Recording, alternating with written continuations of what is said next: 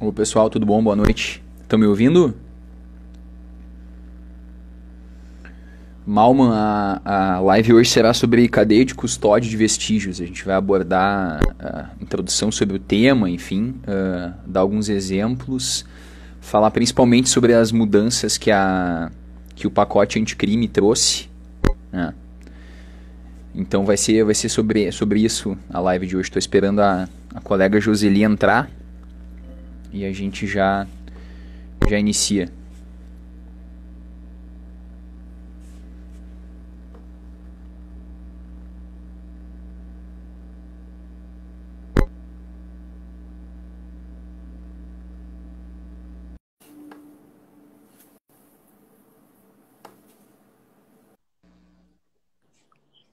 Boa noite. Boa Tudo bom, noite, Lucas? tudo. E aí? Tudo bem, povo?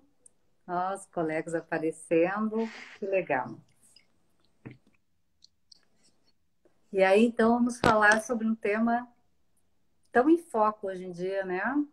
Tão Bacana, discutido, está tomara tomando que o as pessoal redes goste. sociais, É verdade. na área jurídica principalmente, para saber que rumos serão tomados a partir da lei anticrime, né? Do novo pacote anticrime, as modificações do CPP. Então, isso aí está bem discutido e é bem interessante a gente conversar sobre isso, né? Ver que diretrizes que a perícia está tomando em relação a esse pacote, aos novos procedimentos que estão sendo legalizados, né? A obrigatoriedade de legalizar a prova e que tomou grande parte do tempo que eu estive no IGP e que é meu favorito, né? Então, Ah, sem estamos aí para dúvida. conversar um pouquinho, né? Então, vamos ver o que o pessoal pode participar, pode perguntar. Deve ter gente nossos colegas que já conhecem, né, o tema e outros que querem conhecer. Então, acredito que a gente possa começar introduzindo aí com o que significa, né, a cadeia de custódia. Ah, Pode dar sem dúvida. Vamos começar então. Acho que já tem um número de pessoas ok, já são. Meu relógio está totalmente diferente do Instagram, mas no Instagram acho que já são 7:03, se não me engano. 7:2 aqui para mim. Então tá. Então vamos lá. Bom, Joseli, então vamos fazer assim, eu vou começar tentando explicar um pouco do conceito básico de cadeia de custódia, e aí depois a gente segue contigo e a gente vai batendo essa bola aí, tá? Qualquer Tá, coisa tu me corta, me eu só acrescenta. vou me apresentar um pouquinho, porque tem gente que Isso, não me acho que é uma conhece, boa. tá? Então, eu hoje estou aposentada pelo IGP, eu comecei em 97, né, lá atrás, e quando a perícia nem era conhecida, não se sabia o que era perícia criminal, eu dizia que eu era perita criminalística na época, ninguém sabia o que era, eu tinha que explicar. E passei grande parte da minha função dentro da balística forense, que é um tema que eu sou bem apaixonada, então fiquei muitos anos na balística forense, concomitantemente com local de crime, atendimento local de crime no interior, principalmente, porque nós concorríamos a uma lista de sobreaviso e nós não tínhamos os postos do interior, era só tudo centralizado na capital, e se desse alguma ocorrência no interior, quem estava naquele dia de sobreaviso tinha que se deslocar e fazer os exames naquele local de crime no interior, viajar, ir para lá e tal, voltar. Né? Então, eu, concomitantemente com a balística, só que bem menos frequência, a gente atendia o interior. Passei um tempinho também na documentoscopia forense, um ano, porque eu sou curiosa e eu gosto de entender a criminalística como um todo. E depois fui especificamente, passei 2 anos e pouco, só atendendo local de crime na capital, na região metropolitana. E foi um intensivão mesmo, porque nós tínhamos na época uma guerra de facções que estava acontecendo, então nós pegávamos assim, ó, chegava a 6 locais de crime por dia para cada um. tá? E muitos deles com duplo homicídio, triplo homicídio, com brigada de choque nos protegendo para entrar, então foi um intensivão bem longo. E nessa época eu entendi que a gente tinha que juntar a balística forense com o local de crime, que havia uma lacuna desde o curso de formação, né? Então, para entender o local de crime, a gente começou a trabalhar com a balística aplicada, em que eu dei aula nos curso de formação de balística aplicada, e pela minha formação, tá, na docência, né? Eu sou licenciada em Química de formação e Ciências Contábeis.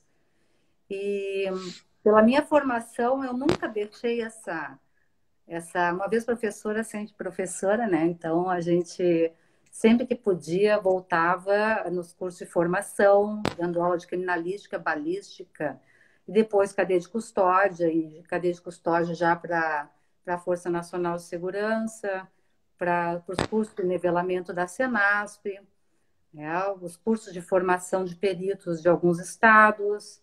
Então, realmente foi bem intensivo, teve uma época que foi bem intensiva a parte de docência, né? E integrei o grupo de trabalho da cadeia de custódia no IGP, depois eu vou falar na história um pouquinho como é que começou isso aí, no qual eu fui presidente desse grupo.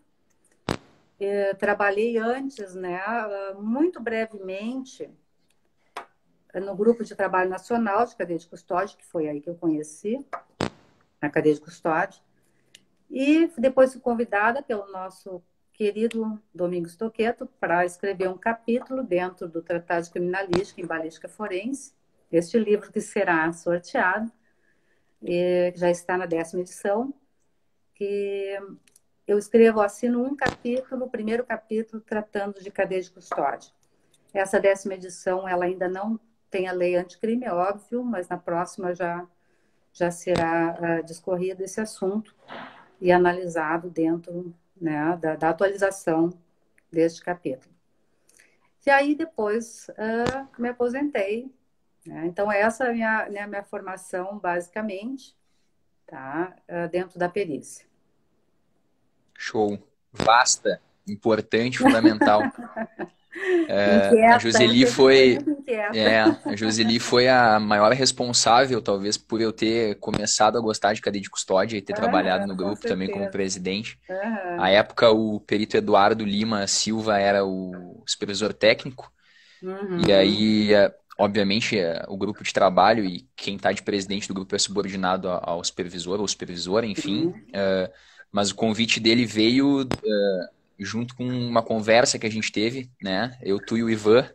E nunca me esqueço, foi bem legal, foi bem motivador, porque eu não sabia se eu ia aceitar, se eu não ia aceitar, ou, enfim, não me sentia pronto, talvez, mas fui tentar um pouco também, né? A gente tem que trabalhar um pouquinho em coisas Com diferentes também que certeza. nos desafiam. Eu vou tentar me apresentar brevemente, porque eu acabei fazendo uma live logo na primeira live, na realidade, junto com a Ana Carolina, né? Que foi uma live bem introdutória, talvez vários aqui, obviamente, assistiram, alguns provavelmente não. Meu nome é Lucas Toniolo, eu sou perito criminal há bem menos tempo do que a Joseli, mas já são 10 anos, já tô ficando velho já nessa história de perícia. E eu já trabalhei em várias sessões, também fico pulando de galho em galho lá dentro, sou bastante inquieto, então eu já trabalhei com local de crime contra a vida, sessão de perícias ambientais, já trabalhei com disparo e funcionamento, o pessoal da balística tá aí também, um abração pro pessoal. Já trabalhei com fisicoquímica na revelação de armas, na época era o nome da seção fisicoquímica, depois fui para a supervisão técnica, fiquei 2 anos e alguma coisa lá, trabalhando principalmente com cadeia de custódia de vestígios. Fui presidente do grupo também, que a Joseli mencionou, do GTCC. E depois a gente vai falar sobre como é que a coisa foi e está. Obviamente a gente vai usar o IGP como exemplo, porque é o exemplo nosso da casa que a gente tem. Sempre. Quero também aproveitar para agradecer a supervisora técnica, Cristina Barbieri, que além de nos nos dá apoio para fazer essa conversa sobre cadeia de custódia, nos cedeu aqui embalagens para mostrar. Obviamente eu vou devolver isso depois, elas estão custodiadas para Claro, mim. claro. Mas a gente vai poder mostrar isso, então. Acho que bem bacana. Quero agradecer o apoio da direção também, tá? Obviamente, isso não é uma fala oficial, Sempre. isso é uma fala nossa, mas Sim. é Informal, importante contar né? com, claro, informal, mas é importante contar com o apoio, obviamente, dos nossos Do diretores, enfim. aval dos diretores, sim. Isso. Bom, então é isso. Eu quero agradecer também a Kriegs, falar que eu acho que tem Sem sido, dúvida. né, Joseli, uma série de transmissões aí muito bacanas, que a gente Muito bom. acaba conhecendo várias áreas da criminalística. A gente mesmo que Muito trabalha bom. ali dentro, às vezes não conhece com que o colega trabalha a fundo, e é uma oportunidade ímpar de conhecer, né? Então eu vou começar sem mais delongas aí, vou começar a falar um pouquinho sobre o que é cadeia de custódia, Perfeito. né? Lembrando que depois, quando a gente falar do pacote anticrime aqui da 13964, que mudou, na realidade não mudou o entendimento, consolidou o entendimento e colocou isso no texto legal, que para a gente é, né, muito importante, fundamental. Perfeito. Mas a cadeia de custódia pode ser definida, então, como conjunto, né, de procedimentos, de processos que são realizados para garantir a licitude da prova. Em resumo, básico do básico é isso. Ela tem início tão logo o agente, seja ele o perito ou não, ainda nesse momento tenha conhecimento do vestígio, então o isolamento, a gente pode usar como exemplo um local de crime, que acho que fica um pouco mais palatável para entender. Então aconteceu um crime, a polícia vai lá isolar o local. Nesse isolamento de local, os vestígios ali contidos já têm de estar sob a vigência da cadeia de custódia de vestígios. O que é isso, né, pessoal? Documentar, consolidar e Perfeito. principalmente registrar a passagem do custodiador. Por isso o nome cadeia, né? Uma cadeia onde vários elos, cada elo representado por uma pessoa. Isso. Uhum. E esses elos, a partir do momento que se tem conhecimento do vestígio, eles seguem sendo documentados até o destino final, que vai ser o armazenamento perene do vestígio ou mesmo a destruição. Destruição é um pouco complicado porque a gente não tem isso na legislação bem definida. Acho que é uma lacuna que ainda vai ficar para etapas posteriores, a Muita gente pode discussão. falar, muita discussão. Vocês imaginem que ninguém tem armazenamento infinito, né? Então, por menor que seja o elemento que vai guardar, se tratando de prova material, ele ocupa um espaço. E esse espaço não é finito, isso custa, né? Quanto mais espaço a gente precisa de mais organização, mais pessoal trabalhando. Mais controle. Então, mais controle, né? Mais segurança. Exato. E cadeia de custódia, quando a gente começou a aplicar os procedimentos, também é importante dizer que isso, obviamente, não começou comigo, isso, né?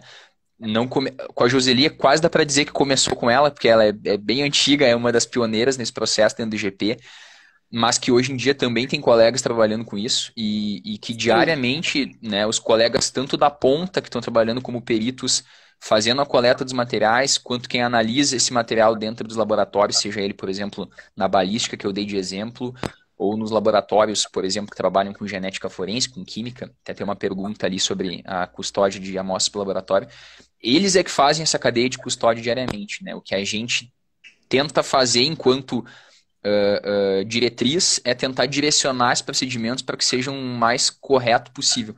E, de novo, agora com uma mudança e uma consolidação legal desses procedimentos que a gente já vinha aplicando, eu acredito que vai ficar mais fácil de consolidar, de fazer esses procedimentos, até porque a gente consegue justificar de maneira muito mais simples até um investimento na cadeia de custódia, uma vez que Perfeito. isso está apregoado em lei, né? Acho que é Então, isso, assim, para introduzir. sim, bem isso aí. Então, assim, ó, a cadeia de custódia, basicamente, ela pressupõe o registro de todas as operações, de todos os procedimentos. O registro resulta em documentos. Então, uma documentação, tá?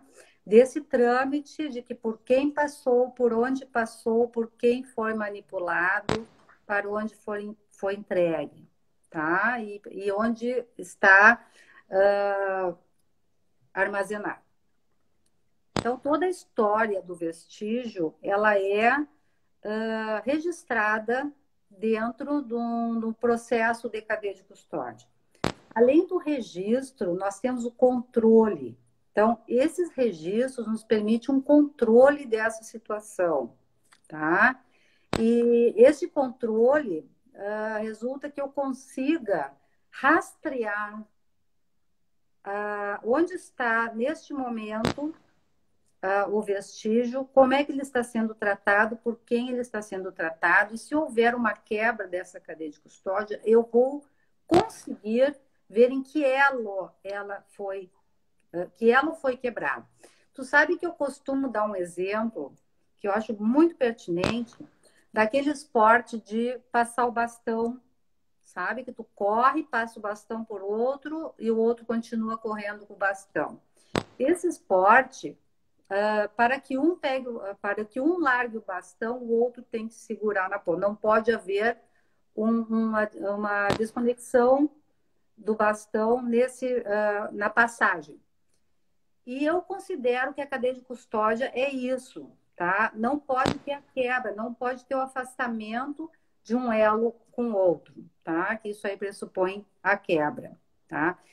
Bom, deixa eu te dizer assim um breve histórico de como é que começou, pelo menos para mim, e a história do IGP, ela acompanha a história no Brasil de certa maneira. Eu não vou te dizer que nunca existiu cadeia de custódia, tá? A cadeia de custódia tem normas internacionais e existia muito dentro do laboratório, num sistema fechado de laboratório, onde o material manipulado é conhecido, tá? Então é muito fácil de tu prever os procedimentos de controle deste material.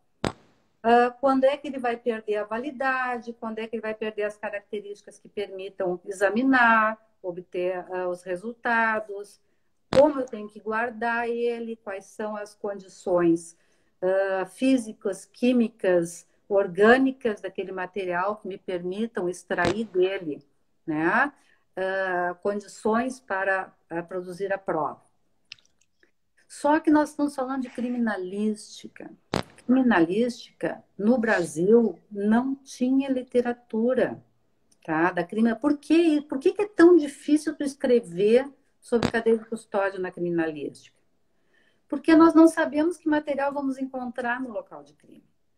Então, tu imagina eu padronizar uma embalagem, olha os desafios do grupo, né? Padronizar uma embalagem que eu não sei que tamanho vai ter que ter. Porque eu não sei se eu vou embalar um pneu, uma porta, uma impressão digital, um projetil de arma de fogo. Então, é tudo muito inesperado. E isso aí provoca um certo pânico, né? De conseguir, digamos assim, prever essas situações e colocar isso dentro de um fluxo, de um processo, tá? Mas como é que começou, tá? No meu entendimento, isso aí. Já existiam, como eu te disse, em literatura para os laboratórios. Então, os laboratórios era muito fácil, que nem um laboratório de exames clínicos, né? Tu chega lá, tu recebe uma etiquetinha com a tua identificação, a etiqueta vai para o tubinho, que não pode ser misturado com o de outro paciente. Então, isso aí sempre existiu. Bom, na criminalística, na realidade, ali em 2008, tá? A Senasp já pensava em padronizar, disponibilizar esses procedimentos e começar a falar em cadeia de custódia, que já havia na América do Sul, já havia em outros países esses procedimentos, Foi o inclusive. foi o ano daquela Carta de Brasília, né? O começo do Grupo Exatamente. Nacional. Perfeito, tá? E a partir dessa Carta de Brasília, foi criado o grupo de trabalho de cadeia de custódia de indícios, tá? Que faziam parte, é assim, ó, pelo menos 2 peritos de cada região, não é de cada estado, participavam deste grupo. E do Rio Grande do Sul eram 3, tá? Então, a Trícia Albuquerque, a doutora Helena Huber, tá? E o nosso perito Velocino Camargo Neto, tá? Eles participavam do grupo. Até então eu não sabia de nada. Eu só fui saber quando o Velocino me apresentou o grupo que ele ia sair e, por questões eu acho que ele assumia ali alguma coisa na direção, e me convidou para entrar no lugar dele. E eu participei de uma reunião, acho que uma ou duas reuniões. As reuniões eram feitas num estado estabelecido pela Senasp, eles pagavam todas as despesas, nós ficávamos lá alguns dias discutindo e trabalhando e vendo que demandas cada um tinha trabalho para casa, digamos assim, né, tema de casa, que tinha que fazer no seu estado ou nos estados, reunir elementos que permitissem que a gente padronizasse esses procedimentos. Então, era para estabelecer diretrizes, tá? Para que todos os estados padronizassem esses procedimentos.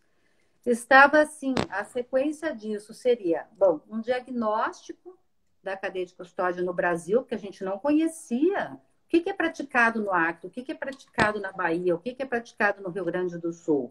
Vamos juntar tudo isso aí, vamos ver o que tem em comum e o que falta. Após o diagnóstico, se levantaria quais são os procedimentos que preconizam, tá? Digamos assim, as boas práticas de cadeia de custódia. E se começaria a estabelecer esses procedimentos. E seria escolhido um estado pequeno, onde seria o modelo da cadeia de custódia, como é que deveria ser. E a partir disso, a Senasp proveria valores né, que permitissem que se instrumentalizasse esses estados para que levassem e começassem a implantar lá. Bom, eu participei de uma das reuniões e não foi mais possível nos encontrarmos. Eu não me lembro se naquela época foi uma questão de investimento da Senasp, e como é uma questão, sabe que quando muda o presidente ou quando muda o governador do estado, muda tudo. Então, mudou o foco também disso aí e parou. Não foi extinto, mas simplesmente parou. E na época, quem era a supervisora técnica é a Maria Cristina Botelho de Farias, tá? E o diretor-geral, tá? Era o Áureo, né? Tá? E eu não me conformava com aquilo que eu te disse, eu sou muito inquieta, tá? E eu disse assim, puxa, agora que eu sei a importância disso aí, tá? Como é que vai parar? Parou simplesmente no Brasil, porque eu ficava esperando pelas diretrizes nacionais. Disse, não, chega. Aí falei com a Cristina, puxei ela no canto, disse assim, Cristina, vamos formar o nosso MGP, vamos formar o nosso grupo de trabalho e vamos tocar nós. Né? Nem que seja o modelo, o padrão, vamos fazer aqui, a gente sempre foi precursor mesmo, né? Na criminalística de muita coisa, vamos continuar. E o doutor Áureo, na época, ela já me puxou, porque a Cristina era uma pessoa muito ativa dentro da supervisão técnica. Já me puxou para o doutor Áureo ali, eu expliquei para ele, e ele disse assim, meu Deus do céu, eu sempre que eu tenho que chamar pessoas e quase obrigar para fazer parte de projetos, e tu vem me pedindo para lançar um projeto e trabalhar no projeto, tem carta branca. Tá? Vamos constituir o grupo. E a Cristina ajudou, tá? E claro que entraram no grupo as mesmas pessoas, a Trícia, a Helena Uber e várias outras pessoas, mas foi muito interessante que as pessoas foram escolhidas a dedo. Eu falei para a Cristina isso. São pessoas que não têm medo de trabalho, que estão dispostas a mudar, não querem procurar briga e discutir a vírgula, tá? E é para fazer realmente produzir. E esse grupo foi muito bem escolhido. Então, tinha representantes do DI, né, do médico legal, departamento de criminalística, tá? E mais tarde até fotografia, tá? Porque a gente entendia que qualquer modificação ou padronização dos procedimentos tinha que ter o aval de todos os departamentos do IGP, para se uniformizar. Puxa, e foi difícil uniformizar, porque quando a gente fez um diagnóstico inicial do IGP, e a gente apresentou um para o outro, assim, ó, como é que é a balística, como é que é o departamento de criminalística, como é que Como é que se trata, por exemplo, o vestígio cadáver no DML, como é que se trata a impressão digital? Meu Deus, nós botamos a mão na cabeça. Cada um faz um jeito, de uma forma, e estabelece os seus procedimentos dentro do seu fluxo, tá? Da sua demanda.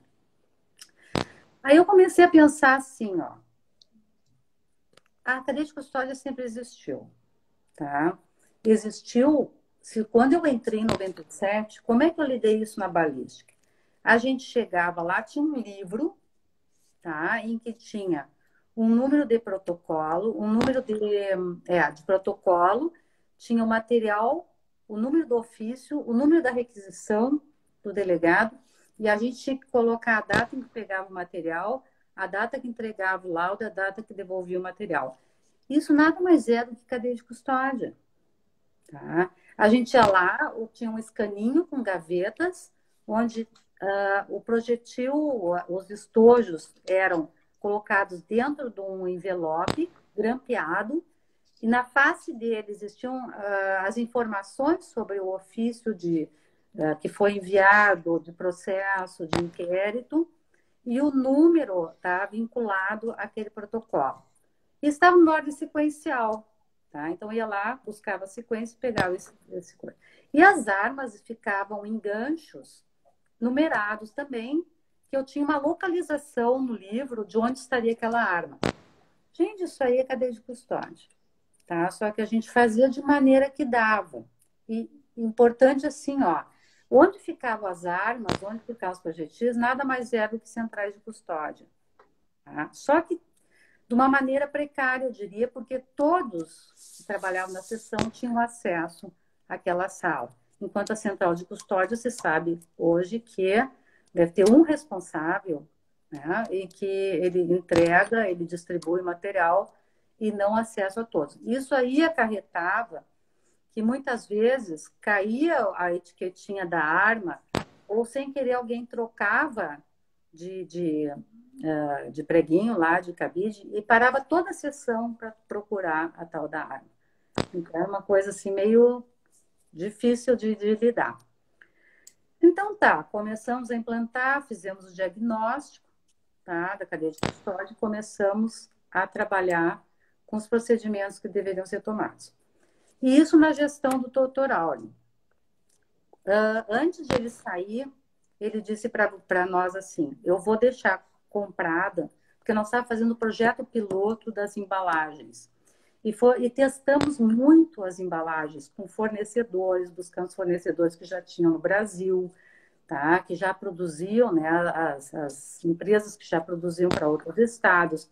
Nós fizemos testes na escrita, quando a gente escreve, edita ali as informações relativas ao vestígio, que se alguém apagasse e escrevesse outra coisa, aquilo ali ficasse marcado de maneira que demonstrasse que houve uma rasura. Então, a gente trabalhou muito nisso. Se não havia escape, não havia meios de abrir, por exemplo, com vapor, tá? E depois fechar, e tudo isso aí. Então, foi bem bacana. E na saída, o doutoral deixou comprada as embalagens com o dinheiro que tinha. A gente tinha uma rapa do tacho de dinheiro, tá? E ele disse assim, eu vou deixar comprado, eu só tenho tanto. Ele conseguiu até mais que aquilo. E nós resolvemos fazer no projeto piloto 2 tamanhos só de embalagens para testar, tá? Então, foi colocado. E eu achei muito interessante porque cadeia de custódia tem muito a ver com gestão, tá? Antes de ter a ver com dinheiro, com investimento, gente, tem que ter com open mind, tá? Então, tem que ter gestores que estão dispostos a bancar projetos, ouvir as pessoas. E isso eu tive a sorte de ter, tá? E ele sempre dizia assim, vocês veem o que tem que ser. E vocês passam para mim e eu vou me virar para conseguir o máximo dentro daquilo que tem que ser. Então, assim, ó, nós tínhamos um apoio irrestrito do Dr. Áureo. E ele cobrava muito também, tá? Bom, feito isso, nesse meio tempo, tá? Eu trabalhei entre 2009 e 2010 nesse grupo. E aí mudou a direção e me saíram do projeto. Tem problema. Tá? E só fui voltar depois em 2015, quando voltou o Kleber Miller, né? Voltou o nosso querido colega, e me chamou. Não, agora tu vem para supervisão técnica. Nós vamos trabalhar direto com cadeia de custódia, direto na supervisão técnica. E aí a gente continuou o trabalho. Neste meio tempo, no Brasil, o que estava acontecendo? Tá? Bom, a Senasp, além dos cursos, né, que ela fazia de nivelamento no Brasil, onde eu disseminava os conhecimentos que eu tinha obtido com o nosso grupo, com o Grupo Nacional, a gente discutia muito em sala de aula e foi muito bacana essa troca com os peritos dos estados, tá? Que eles diziam como é que era a situação deles, como é que a gente podia resolver e não só ficar na teoria. Então, houve uma disseminação dos conceitos e dos preceitos da cadeia de custódia. Então, já houve um entendimento, um conhecimento nacional disso aí. E em 2014 foi realizada pela Senasp a Portaria 82.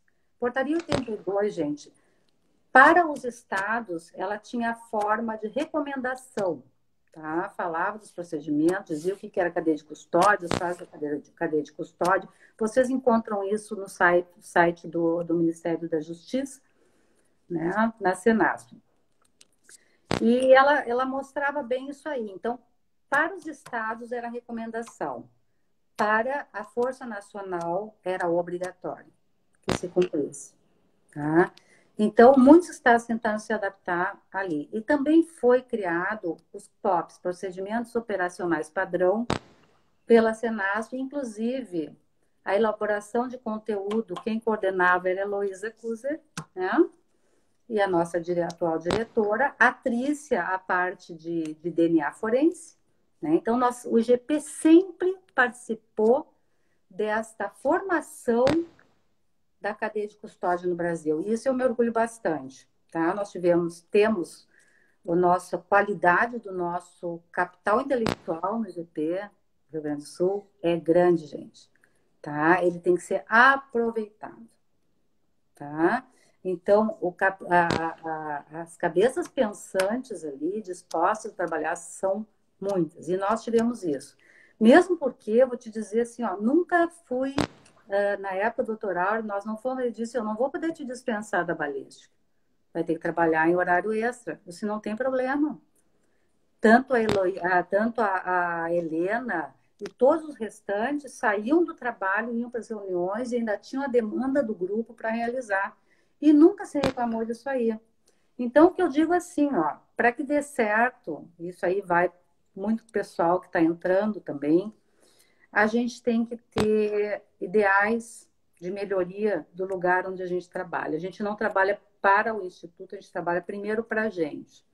Né? E eu queria realizar alguma coisa que fosse melhorar o nosso sistema. E os colegas que estavam lá também. Então, trabalhamos isso, não tem problema, nunca reclamamos. Então, tem que ter gestão que entenda a importância e queira, né, transformar o nosso IGP e colegas que estejam dispostos a trabalhar e que não sejam, infelizmente, como muito eu ouvi, eu trabalho pelo que eu ganho. Então, gente, tu vai ser medíocre, porque nós ganhamos pouco. Tá? Então, a gente tem que pensar nisso. A gente tem que trabalhar para a gente ganhar, para o nosso crescimento. Isso eu sempre disseminei nos cursos de formação. Então, gente, essa lei anticrime, ela, na realidade, ela já é um desencadear de todo um processo que começou lá em 2008. Tá? Então, olha quantos anos. 2008 para 2019. Tá? E ela teve, anteriormente, algumas modificações no CPP, como, por exemplo, no artigo 159, que já prevê a atuação, a entrada do assistente técnico, né, durante o processo judicial. Tá? De maneira que a pessoa, a parte possa fazer questionamentos e contratar assistente técnico. Isso aí, na época, eu me lembro que gerou um pânico, mas um pânico na classe pericial. E agora? Vai entrar a pessoa lá te questionando. Qual é o problema? Qual é o problema? Se tu faz o teu trabalho, tu tem confiança no teu resultado, se tu tem certeza do que tu faz, e deve ter, né? Porque tu colocou teu nome, tua assinatura no papel, avalizando um resultado dos exames. Qual é o problema que a pessoa questione? Isso eu sempre dizia, era um pânico nos cursos. E aí, quando eu ia me aposentar, eu disse assim, agora sim, a Joseli vai se aposentar e vai entrar contra nós, né? Processos contra nós, dizendo que a gente não cumpre a cadeia de custódia. E eu sempre disse assim, ó, a gente fazia cadeia de custódia, a gente para nós. Quem fazia era individualmente. Agora, quem faz é o órgão pericial. Então, mas tu sabes, né, Joseli, que essa pressão que tu colocasse aí do assistente técnico, ela foi, na minha visão, ela foi um dos fatores que acabaram fazendo com que a gente evoluísse tanto. Óbvio. É claro que ainda o processo ainda não é perfeito, e acredito que não é perfeito em nenhum lugar no Brasil e fora. Ele precisa contar com aprimoramento, com revisão constante. Por isso que se confunde muito com POP, não deixa de ser isso. É um procedimento padrão de custódia de amostra, basicamente é isso, né? Sim. Mas essa pressão que tu colocasse foi uma das razões pelas quais a gente avançou tanto na cadeia de custódia, na qualidade da cadeia de custódia. Na qualidade do trabalho. Exato. Que a gente saiu da etiqueta colada na arma para uma etiqueta padronizada, impressa com código de barra, que é lido no sistema, que diz onde está a arma. E importante na tua fala também que, assim, em nenhum momento a gente falou para ninguém que fazer cadeia de custódia é fácil e nem divertido, porque não é nenhum dos dois. Nenhum dos dois dá Mas trabalho. exato, mas é recompensador de modo que quando tu tens o processo feito de modo adequado, essa possibilidade de questionamento fica praticamente impossível, né? Então, o que acontecia antes? Até eu me lembro de tu dizendo isso no curso de formação. Quando, por exemplo, o advogado de defesa, era na fala, né, não podia questionar a técnica utilizada na perícia, ele iria questionar a cadeia de custódia do vestígio, né? Isso. E a gente está num momento em que, com o avanço desse processo aí de muitos anos, como tu está narrando, a gente está saindo de que, bom, se a técnica dificilmente vai ser questionada, uma vez que é ciência e pode ser replicada, estudada e feita com esmero, também a cadeia de custódia está sendo cada vez mais difícil de ser questionada justamente pelo conjunto de procedimentos que a gente vem adotando, né?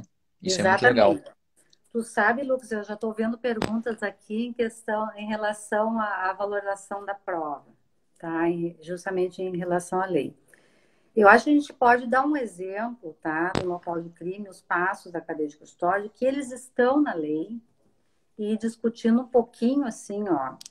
Por exemplo, assim, a lei, as modificações do Código de Processo Penal, elas seguiram muito a portaria 82, tá? Muitas coisas foram até, são idênticas. Copiadas, tá? São idênticas. Copiadas, justamente. E eu me lembro que a portaria 82, na época eu estava em Brasília, inclusive me pediram para fazer uma revisão, tá? Uma apreciação do que seria, né? Se estava bem ou não, se não acrescentaria alguma coisa.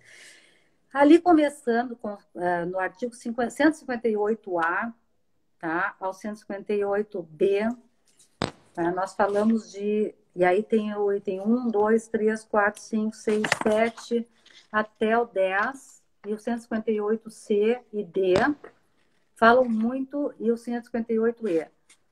Basicamente, cadeia de custódia tirado da portaria 82. Eu ressalto algumas coisas ali, ó. O conceito, eles acrescentaram, tá, que é para manter a documentária a história cronológica do vestígio coletada em locais ou vítimas de crimes. Eu faço uma apreciação no seguinte sentido, não só em locais de crimes, tá? Tem nos locais de crimes. Perfeito. Imediatos relacionados, tá? Então, por exemplo, Joseli, tentando acrescentar, é importante dizer que a mudança foi tanta, principalmente no 158, que é o clássico, aquele quando a infração deixar vestígios, exatamente. etc. o próprio título do capítulo 2, que antigamente era do exame do corpo de delito, né, e das perícias em geral, agora ficou do exame do corpo de delito, vírgula, da cadeia de custódia e das perícias em Olha geral. Então, quer isso. dizer, a cadeia de custódia assumiu tanta importância nessa modificação que acabou, inclusive, no título do capítulo, né? Sim, e por que que ela assumiu tanta importância, Lucas? Por quê? Porque cada vez mais a sociedade exige que se comprovem as coisas. Então, as partes, a sociedade, ela quer ter certeza, tá? Ela quer ter uma certificação de origem daquele objeto que foi retirado da cena do crime, tá? Então, se eu retirei o sangue de alguém ou um projetil que incrimina depois um suspeito, a sociedade quer saber se eu posso confiar de que aquele vestígio é o mesmo que ele seguiu licitamente todos os processos, que ele não foi alterado, não foi subtraído, não foi modificado, certo? Que é aquele mesmo, eu tenho certificação que vai até o final do processo, tá? E para isso, eu vou rapidamente, tá? Então, eu tenho uma certificação de origem, então eu provo que tu pode confiar que aquele material examinado e que gerou um processo, que acusou uma pessoa, incriminou uma pessoa, ou soltou, porque pode também, né, a pessoa não ser culpada de um crime, é o mesmo, tem a garantia, tem um aval de que é idôneo, é aquele mesmo, tá? Então, ele legaliza a prova. E cada vez mais se precisa disso. Tá? E aí entramos também em proteção da fraude processual. Tá? A fraude processual, inclusive, tem itens no Código de Processo Penal que fala a respeito disso aí na nova lei, tá? Que previne a fraude processual. Então, todo esse processo, se tu consegue rastrear o passo a passo e saber aonde quebrou, tu consegue responsabilizar, tá? Então, deixou de ser, foi um lapso na cadeia de custódia, ele esqueceu de anotar, ou, não deu, tá? Então, deixou de ser para ser responsabilização administrativa e criminal, tá? Isso é muito importante. Então, deixou de facilitar a fraude processual. Então, assim, muito rapidamente vou dar um exemplo e a gente vai falar das implicações da lei neste exemplo, tá? Se tu me permite, pode Claro, com certeza. falar. A Mas gente vamos tem, deixa eu te imaginar, dizer aqui, a gente tem 17 minutos. certo, eu acho que é suficiente. Vamos lá. Imagina um local de crime, tá? Então, eu estava falando ali, os vestígios coletados não só nos locais de crime, mas nos locais relacionados a eles. E quem viu, por exemplo, aquela série Casa de Papel, que foi um assalto a banco, né? E verificou que depois os peritos foram analisar, descobriram onde era o QG, onde foi planejado o crime, e que tinha inúmeros vestígios, né? Que provavam, depois que serviram de prova, né, para, digamos assim, a coordenação, o planejamento do crime ali, que era um local relacionado ao crime, que o local do crime era o banco. Então, também nos locais relacionados, e não só nas vítimas, como nos suspeitos, quando tu coleta resíduos na mão de um atirador para fazer exames, né, e verificar se ele atirou ou não, se tem a possibilidade de ter atirado com arma de fogo ou não. Então, não é só nas vítimas, tá? É também nos atiradores ou nas outras pessoas, nos criminosos. Bom, vamos imaginar, então, rapidamente, um local de crime. Um que é muito comum, tá? Vamos dizer que foi um assalto a um estabelecimento comercial, tá? Vamos imaginar esse assalto.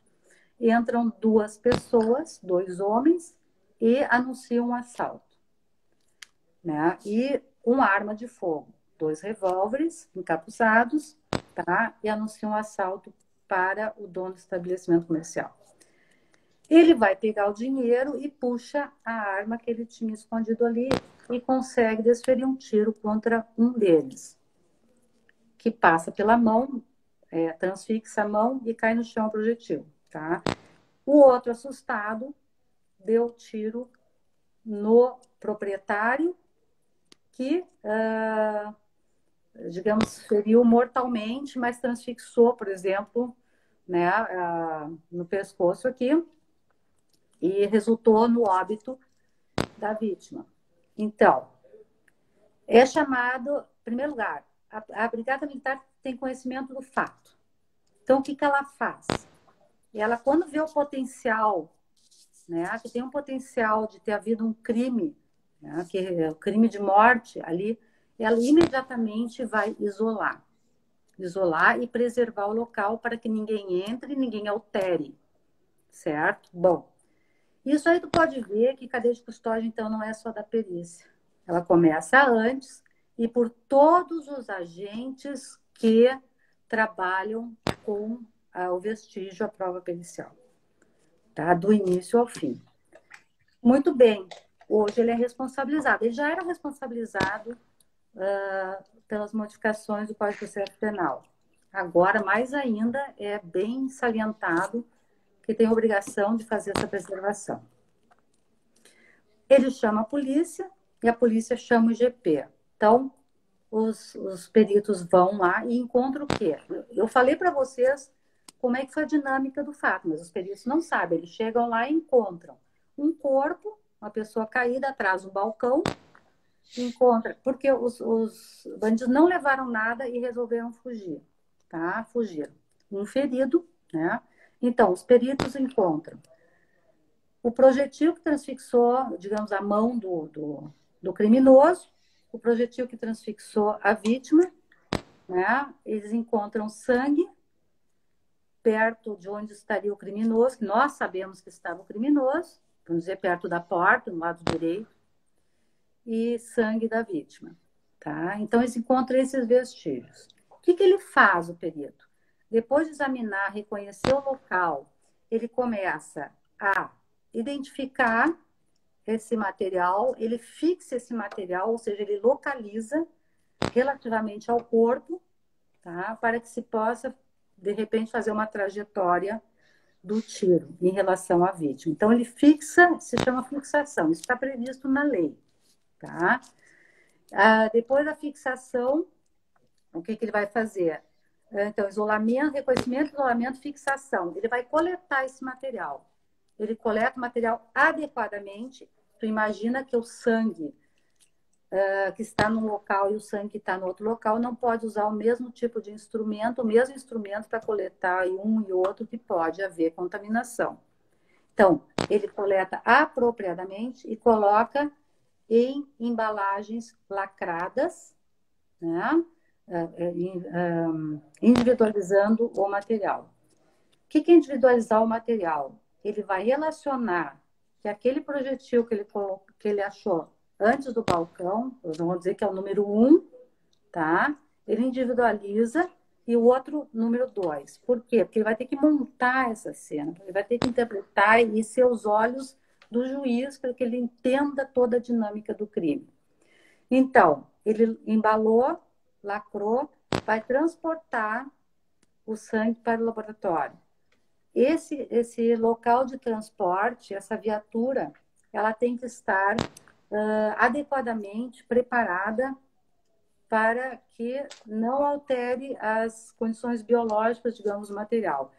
Se esse material for no interior, ela vai sofrer um deslocamento até a capital. Fale. Deixa eu só fazer um minutinho de a parte aqui para aproveitar.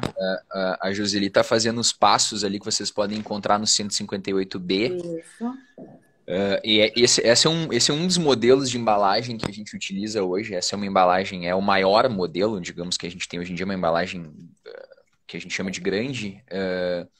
E vocês podem ver que além do logo do Instituto, ela conta aqui com um número e aqui com um código de barra, e ambos esses caracteres de localização, de individualização, eles vão para dentro de um sistema de protocolo que a gente tem, que no IGP é chamado de Protocolo Geral de Perícias. Melhores do Brasil. Isso é informatizado. Isso é informatizado. A gente conta ainda aqui com espaço embaixo da numeração aqui para colocar uma etiqueta com código de barras também, que a gente tem utilizado principalmente para o trânsito interno, para a cadeia de custódia interna. Mas, como a Joseli também já colocou, não é para todo tipo de vestígio que essa embalagem vai servir. Então, por exemplo, coleta de material, por exemplo, de sangue, que tu vai ter um material úmido, essa embalagem plástica não é adequada, né, pessoal? Então, a gente tem que ter uma embalagem de papel, por exemplo, também lacrada, obviamente, e que a gente Exato. não precisa ter nada padronizado para fazer isso. Pode ser um envelope branco com uma etiqueta. Exatamente. Mas o importante é que a gente siga o protocolo. Então, o que o sistema diz Isso. não é assim. A embalagem tem que ser. Essa, aliás, é muito bonita, né? A gente tem aqui uma cola, que é uma cola que uma vez colada. Eu não vou fechar a embalagem porque eu vou devolver, mas uma vez colada essa cola, a gente não consegue abrir a embalagem a não Se ser. romper, Né? vai denunciar. Perfeito, vai ser. Então, só fazendo essa parte para mostrar para vocês, a gente tem outra Certo. embalagem menor, né? Que a gente também utiliza. Uhum. Mas, então, só para deixar claro aqui, eu vou tentar fazer com que apareça no vídeo. Então, a gente tem, acho que o foco não vai ficar legal, mas a gente tem vários caracteres aqui que são caracteres de registro, né? Que É, permitem com que o perito no local já preencha e que depois a gente consiga encontrar isso no sistema, né? Basicamente é exatamente. isso. Só essa parte do sistema, esse sistema nosso informatizado, ele tem a segurança de mostrar quando foi modificado, por quem foi modificado as partes editáveis. Tá? Então, não pode chegar qualquer um e alterar, né? E porque essas informações vão para dentro do sistema. Tá? E esse sistema emite relatórios. Relatórios de todo o trâmite do vestígio. Hora, quem, como foi, para onde foi. Bom, haverá, então, uma transferência dessa custódia desse material ou para a polícia, tá? Ou para a autoridade policial, para depois ela, em diligências, pegar a arma e enviar para a perícia com os quesitos para ser respondidos, ou, como no caso do sangue, vai ter uma transferência interna para o laboratório para que sejam feitos os exames. E E essa legal cadeia dizer, de né, Joseli, custódia que do agora. local. Legal dizer que agora, inclusive no caso da arma de fogo ou de qualquer outro tipo de vestígio, a tendência natural é que a gente acabe trazendo tudo conosco para que isso Exato. fique na Então, central de custódia, né? aí que é a tendência da lei, tá? Então, o que, que a lei está impondo, gente? Está impondo uma legalidade da prova, tá? E eu diria assim, ó, que como tu falou no início, que as coisas que acontecem que para nós parecem um susto, tende a melhorar a qualidade, eu acho que está impondo, para quem não se acordou ainda, se acordar nos institutos. O que, que prevê, digamos, essa quebra da cadeia de custódia, tá? Eu acho que o pessoal está muito perguntando assim, o que, antes de terminar o local propriamente dito, eu já vou responder isso aí. Vamos dizer que houve uma quebra dessa cadeia de custódia, tá? Que houve uma dúvida em relação a um procedimento por onde passou e há uma discussão no meio jurídico se inviabiliza a prova, se exclui a prova do processo, a peça, né, do processo ou não. E há duas correntes jurídicas. Uma diz sim, retiro tudo e não serve para nada. E a outra, que eu acho a mais coerente, é que tu valorize a prova dentro do contexto. Por exemplo, a quebra da cadeia de custódia foi uma quebra quanto à forma, eu deixei de recolher uma assinatura na transferência da custódia desse material porque estava chovendo muito ou porque eu não encontrei, de repente, a pessoa para que isso aconteça. Para que possa fazer essa transferência, o quanto isso aí prejudicou, tá, a idoneidade da prova. Vamos valorar dentro de um conjunto de provas. A gente não pode simplesmente excluir uma prova, principalmente se ela for única, né, contundente dentro de um processo. Tá? Então, eu acho que vai haver um bom senso, e não é uma desculpinha para a gente sair cometendo erros, tá? Mas que a gente dê a valoração devida daquela situação. O quanto ela prejudicou a veracidade da prova, a legalidade da prova. Não, isso não foi um prejuízo que deixasse dúvida quanto à origem do material.